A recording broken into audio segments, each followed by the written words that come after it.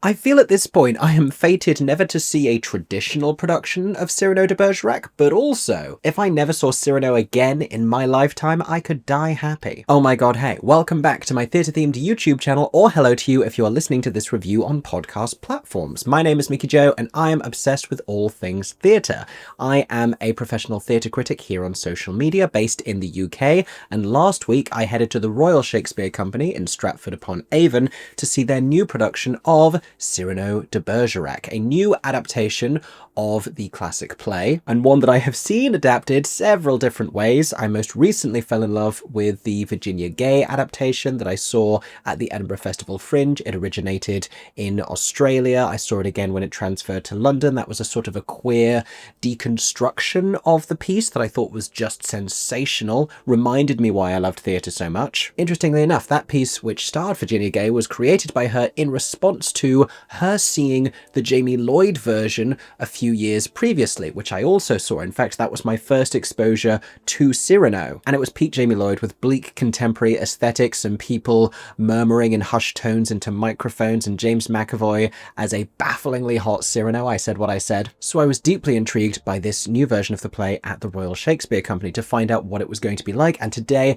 I am going to let you know. It is also a new adaptation. We're going to talk about that. We're going to talk about interesting deviations that it makes from the original material, from the Edmund Rostand play from the late 19th century. And given that this adaptation has been co-written by the director Simon Evans, we're going to talk about how that ties in with all of the creative choices and the performances that have been collaboratively created with this company. As always, I'll be sharing my thoughts here, and I would love to hear yours. If you have seen this version of Cyrano de Bergerac at the Royal Shakespeare Company, let us all know what you thought of it in the comments section down below. And if you haven't had the chance to see it yet, I encourage you to do so. To find out a little bit more about why, here is my full review.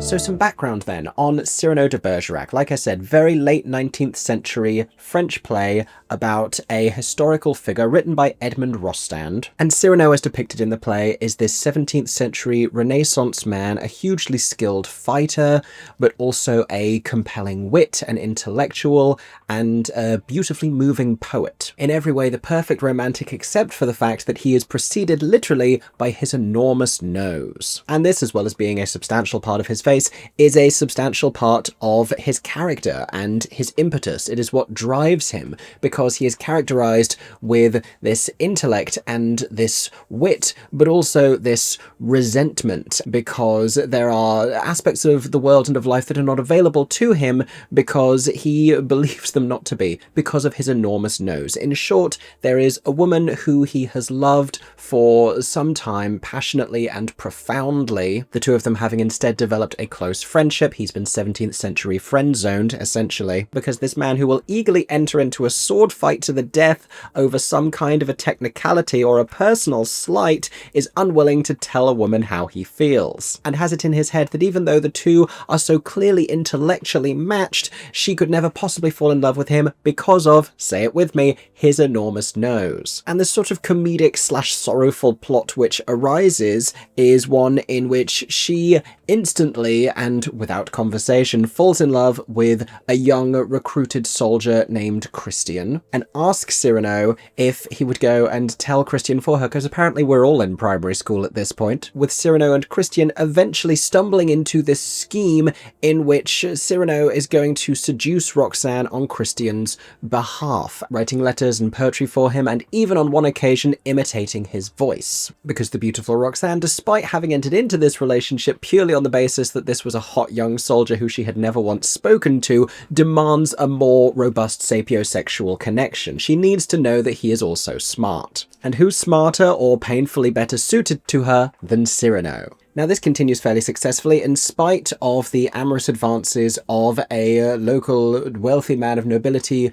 called De Guiche, who in his resentment that Roxanne should choose anyone but him insists, as we head towards the second act, that everyone must go to war. This is, after all, a French play. War with whom I forget, I think it was the Spanish, but the very romantic comedy-ready plot of the first act takes a turn for the more bleak and desolate as we end up in proximity to a literal battlefield in the second. And although it really is a concept out of a movie rom-com, years and years before its time, this whole idea of like, I was helping him to seduce you, but really it was my voice and my words you were falling in love with the entire time, even if I'm not as handsome as he is because I have this extraordinary nose. The more substantial versions of Cyrano offer a more profound musing on love and the truth of it and what it really means, and this exploration of the idea of connection and what it is that Roxane is searching for, that Cyrano is searching for, that Christian is searching for, what it is about each of them that draws them to the other in this forming isosceles love triangle. Isosceles because Cyrano and Christian are both in love with Roxane, but not with each other, despite the fact that they are standing in close proximity to each other, hence isosceles. The mathematicians got it. Let me tell you a little bit more about this adaptation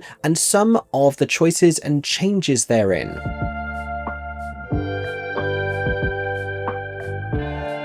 Now, what I find very interesting is that this was developed in conjunction with leading man Adrian Lester, who is playing Cyrano de Bergerac himself, and in response to perhaps shortcomings of the text, aspects of the material that prompted questions. So it is an adaptation written by the director Simon Evans in conjunction with the grime poet Debris Stevenson, who has written modern verse sections, which I will say flow very naturally out of the prose. Like, there is not much of a sense of patchwork in terms of the collaboration here. It is all one very thorough voice, and a voice that nods to the classical but is inherently contemporary. We get a very stately opening, which is just a couple of years on from being topical, with a theatre being reopened after a long period, the grandeur and solemnity of which is pierced by an actor reciting a monologue before interrupting himself by saying, "No, it's gone." And that does a lot to characterize the entire tone of the thing, because there is a sincerity and a heft to it, but there is also a playfulness. It is also inherently comedic. As an example, we are first acquainted with Christian,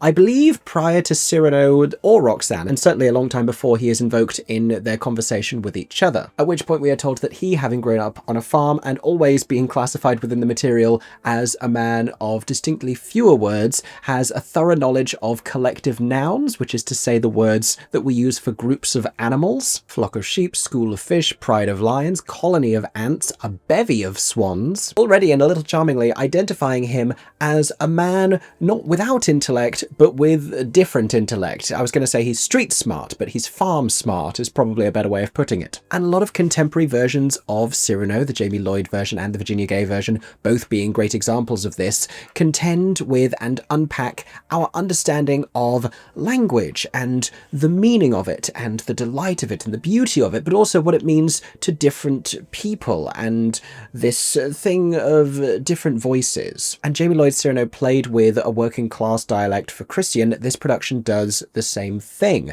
but with a regional accent versus received pronunciation. Received pronunciation being a British accent like mine. And that being also the way that the majority of the characters in this play are speaking, certainly De Guiche, Cyrano and Roxane. But Christian, when he arrives, has an accent from, I believe it's Halzoen. I looked this up and I remembered it by noting that it's Hadestown with a couple of different letters, which is a part of Dudley, sort of adjacent to Birmingham, west of Cadbury World, south of the Black Country Living Museum. If you hit Wolverhampton, you've gone too far. And so he is sort of othered in his speech, but there is also a class connotation to the difference between them as well. And at one point, when Cyrano has to actually impersonate Christian, when he goes from trying to offer him words via very hysterically funny charades and instead just takes over and creates his own voice for Roxane to hear, though she is not able to see either of them, he ends up imitating the accent, initially to comic effect, but eventually that sort of subsides as the whole thing just becomes romantic. And that's pretty indicative of the very deft handling of the tone in this piece by Simon Evans. We turn from the comic to the tragic to the moving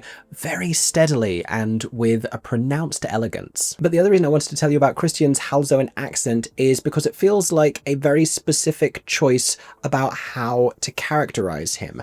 And it does sort of add class into the narrative, and it makes him in many ways start to feel like a little bit more of a pawn in the machinations of Cyrano and Roxane, rather than it usually feeling the other way around, like Roxane is the victim here in their scheme. And to many extents she still is, and she still comes to resent that. There comes eventually a revelation and a reckoning, but it's a very sympathetic portrayal of Christian, one who doesn't really enter into this agreement willingly, one who is eager at every turn to simply use his own words and try and forge a relationship with her on his own terms and honestly. Roxane even calls him Christiane while he introduces himself as Christian. Meanwhile, Roxane herself is strikingly different in this adaptation as well, because they have made substantial changes to the character. She is no longer this youthful, naive woman whose extensive history with Cyrano growing up together never quite made sense because he is almost always cast significantly older than she is, but instead she is a woman who has recently returned to the area. She's moved back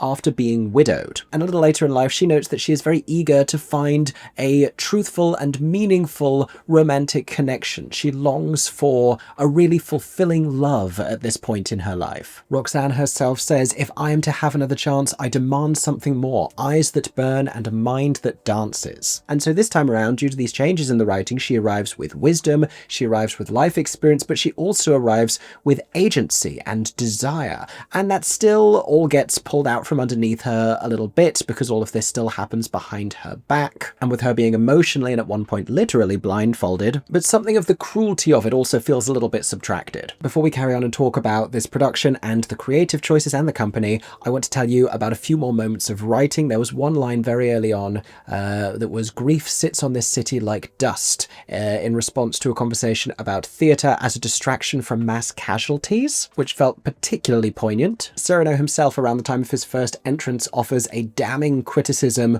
of disingenuous and disappointing theatre. This is part of a section that actually speaks to the entire meaning of the play, something I only unpacked afterwards, but an actor on stage is, in the face of Cyrano's heckling, a little thrown off and struggling to recall the lines of Shakespeare that he is meant to be delivering, so Cyrano joins him on stage and has to feed him these lines, which of course is what he ends up doing later on in the key scene of the play with Christian for Roxane. Anyway, there is far more I want to tell you about the real identity of this production. Let us talk about the creative choices.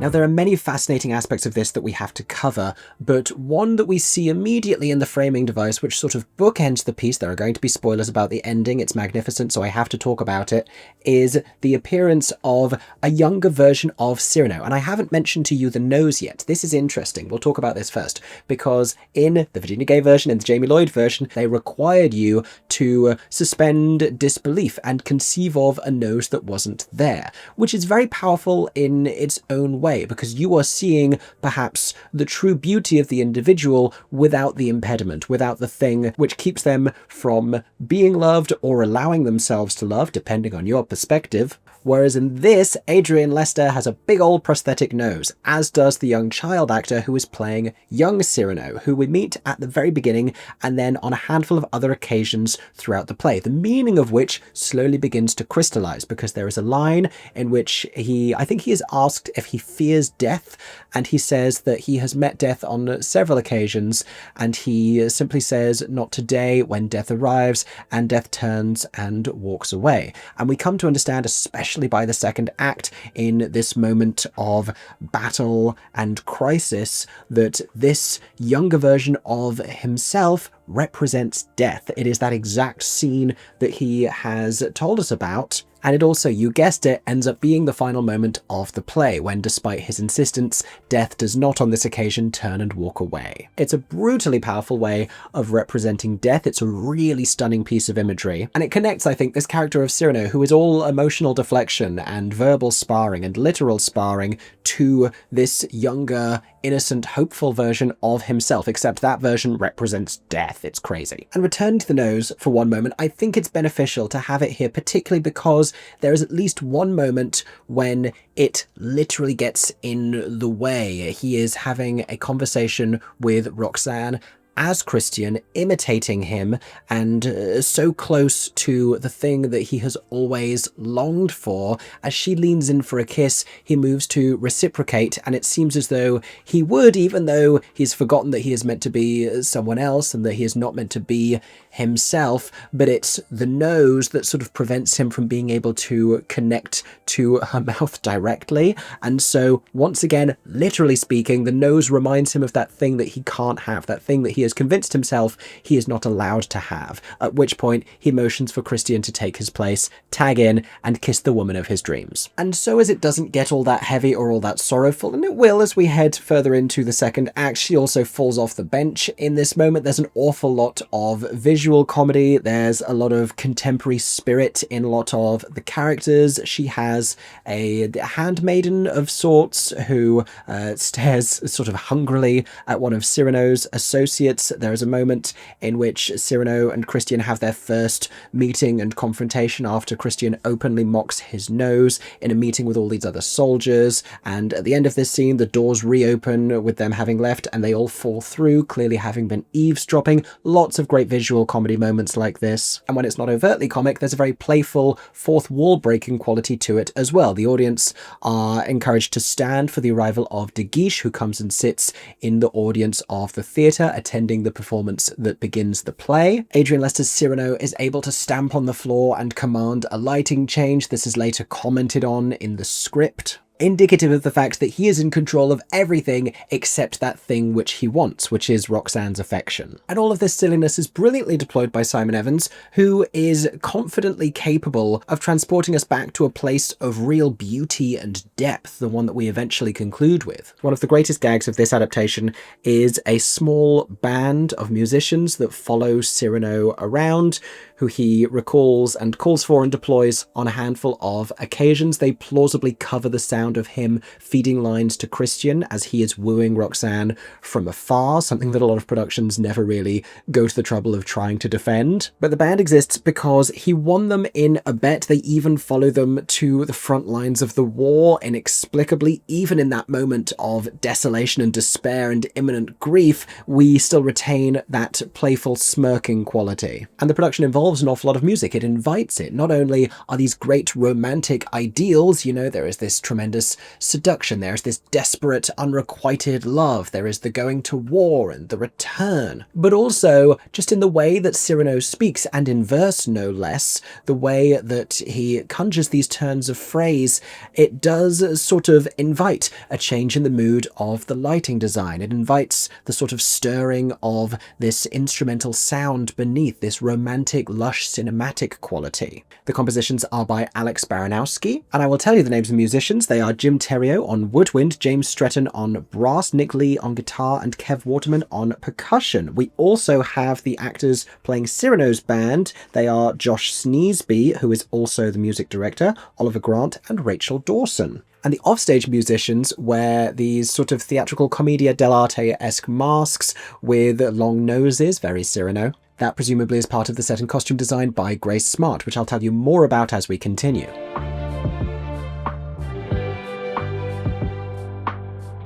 But before I forget to mention it, the fight and intimacy direction by Bethan Clark is just extraordinary on both fronts. There is really captivating sword fighting and also beautiful, poignant, passionate, believable intimacy. Sarita Piotrowski is also credited with movement direction. I don't know how much crossover there is in terms of the sword fighting and battle moments, but they are fantastically well staged and thrillingly swiftly executed. This is really fast sword fighting on stage, and often done interspersed with dialogue and a battle of wits. The climax of Cyrano's introductory scene is this feat of showmanship as he is engaging in a sword fight while simultaneously executing an acrostic poem. It is legitimately pulse-raising and one of the most impressive things I've seen on stage from an actor in a very long time. And also a combination of the two real currencies of this play, which are sword fighting and poetry. This is a world in which those two things matter more than anything else. But more about the design, and the costuming is semi-anachronistic, not in a way that is overtly modern or particularly distracting. It's very pursuant to the tone of the piece, which again nods to the classical, but also has a real feel for the contemporary. Roxanne, when she arrives, is very clearly characterized to us as a woman, not a girl. She has a pixie cut, she has an off-the-shoulder gown. I think she might be wearing flats at one point. De Guiche, similarly, is one who is well characterized to us via the clothes that he is wearing. It is an army uniform, but one fashioned from a pinstripe suit. We are able able to recognize his social position in the modern world as well as his 17th century one. And the greatest feat of the set design emerges right at the end, amidst this really devastated, forlorn goodbye when De Guiche announces that the soldiers must all go to war. Christian plants for Roxanne, I believe, an acorn. There's a lot happening in this moment. People are yelling, it was all going on. But certainly something is planted, which after we return from war has meaningfully grown into a tree. Only it is a tree with the upper branches suspended from above and an entire section in the middle missing. Indicative, I think, of Roxanne's heartbreak and also Cyrano's heartbreak. At its core, there is an emptiness. Now, early in the scene, we see a falling of leaves, and spoiler alert for one of the most beautiful pieces of visual direction from the entire thing. But when Roxanne finally learns of the heartbreaking reality of her circumstances, and prior to realizing that Cyrano did this because he legitimately loved her, she feels foolish, she feels deceived. She learns that these letters that she has clung to for years after Christian's death, I told you it was a spoiler alert, that she has been replying to, even though she knows that she will never hear from him again, when she thinks she has simply been taken for a fool and doesn't realize that Cyrano loved her, she begins to tear them up, at which point we see more falling leaves, except they were never leaves, or perhaps they were at the beginning and now they're not, but they are falling pieces of paper of the same color raining down from the sky above. It is stunning, it's simple, it's striking, it's beautiful. All of that is part of the most moving, heartbreaking final scene, just a really captivating piece of theatre that managed to take my breath away multiple times in succession. A big part of which was the rapturous performances. Let us conclude by talking about this company.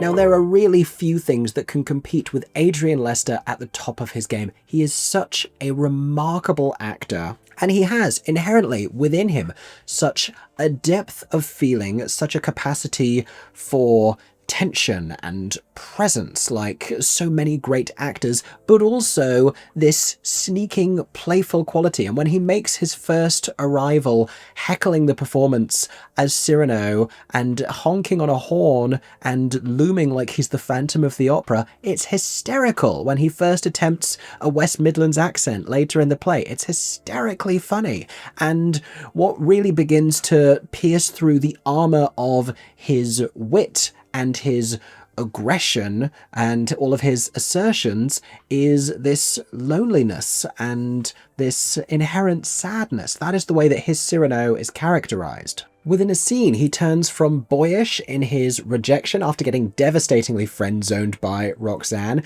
to incendiary in his rage when Christian launches a series of nose-based jokes at him, before comic again when Christian identifies himself by name and he gives us this fantastic eye roll, Cyrano that is, Adrian, as if to say, of course it effing is. But ultimately it's a very classical concoction with just enough of the contemporary brought into it. There is an elegance to his performance and also a terrific sadness to it as well, with this evident self-sympathy, from which he derives this remarkable wit, and like McAvoy before him, this captivating performance of the poetry. It's really one of those moments where time just stands still in a theatre as you listen to Adrian Lester beautifully caretake this material, and it's necessary that it sounds heart-shattering because we have to believe that his words alone are enough to make anyone fall in love with him, such as his extraordinary capacity for love. And that's also the enduring feeling that I thought about after the final moments of this play, is everything that it had to tell us about love. The one thing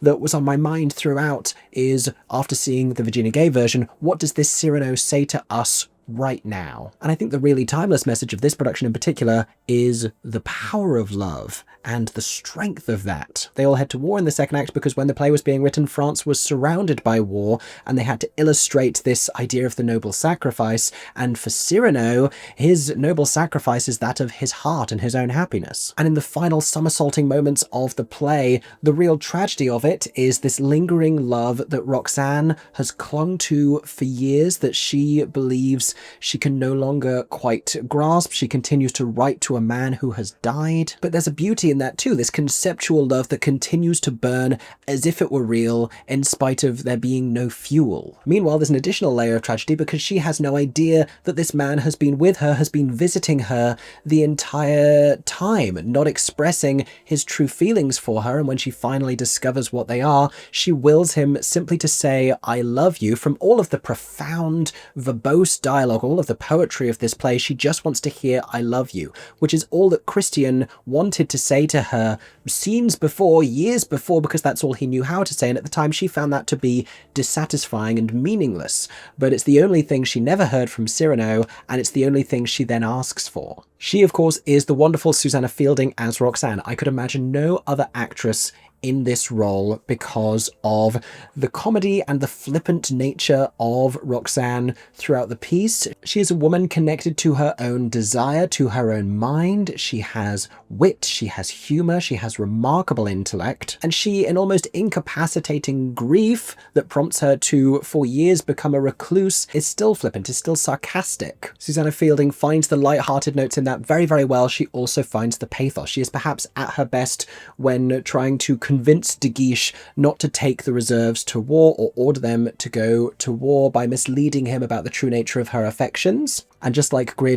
Falk as Abigail alongside her does a fantastic job of expressing the extent of her romantic desire, which is to say she plays the unashamed thirst of it all really well. Then we have Levi Brown as Christian, who I thought was astonishing, so heartfelt, so honest, particularly in the earliest moments of his infatuation with Roxanne before he is led into this whole scheme, and then again in the second act when brought face to face with the reality of their possible imminent war zone demise, when he insists that she be told the truth and that he wanted to love her on his own terms and that he didn't ask for any of this. I think it's such an interesting and defining feature of this Cyrano that his comes to feel like the real focal betrayal when he highlights that she was never given the opportunity to make her own romantic choice and insists that he is not a fool. We feel for Christian and we see Christian with more clarity than I think we've been able to in previous interpretations. Many other fantastic performances in this company, including the young actor who was playing young Cyrano. There are 3 of them on rotation,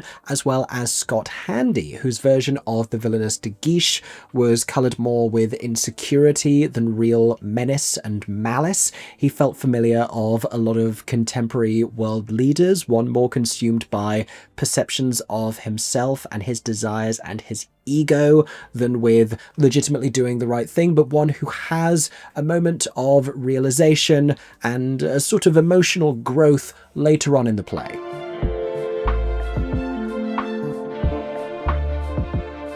Which concludes my many thoughts about this triumphant production of Cyrano de Bergerac at the Royal Shakespeare Company. If there is any justice in the world whatsoever, this production and its considerable panache ought to transfer to London, ought to be seen around the world, in fact, ought to go on to have a substantial further life. I think it's a really remarkable interpretation of the play, as well as a really fantastic roadmap about how to conjure magical, relevant, and truthful new adaptations of classical works, with an extraordinary performance at its heart from the always remarkable Adrian Lester. Go and see this if you haven't already. If you have already, let me know what you thought of it in the comments section down below. Did you cry at the end? I cried at the end. Everyone cried at the end. And if you did enjoy listening to my review, make sure to subscribe to my theatre-themed YouTube channel, turn on notifications so YouTube lets you know every time I post a new video, or go follow me on podcast platforms. Thank you so much for listening. I hope that everyone is staying safe and that you have a stagey day. For 10 more seconds, I'm Mickey Joe Theatre. Oh my god, hey, thanks for watching, have a stagey day. Subscribe!